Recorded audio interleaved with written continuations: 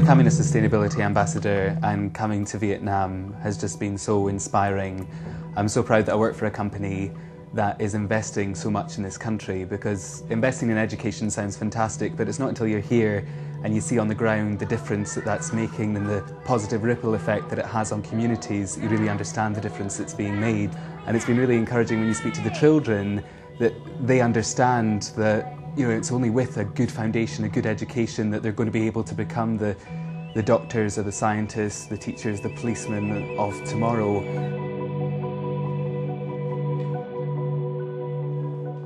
This is Klappa Ellie. Klappa actually means pat in Swedish, so an Ellie is moose, so a patted moose. Every time somebody buys one of these, €1 gets donated and split 50-50 between Save the Children and UNICEF, who in turn use it to make a huge difference to the life of a particular child in a very remote area, particularly here in Vietnam. For example, they may use it to provide them with very colourful books, which they learn Vietnamese as a second language to their own primary language. And education out here makes a great difference, and the ethnic minorities need that little bit of extra help from IKEA, because generally they speak in mother tongue. So these ethnic minorities sort of need to be able to speak Vietnamese, and the best way to learn that is to be first taught a lesson in the mother tongue and then taught a lesson in Vietnamese, and they can link them both together.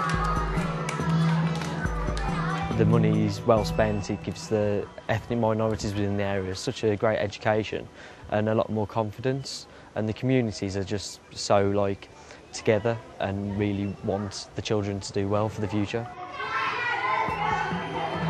I think the most overwhelming thing that I've seen is the enthusiasm of the children to learn. They all really have an understanding of how important that education is, and they're embracing it. A lot of them are having to walk quite a considerable distance to get to these schools, but they make the effort because they know it's worth it and they know that they need it in order to have fulfilled lives.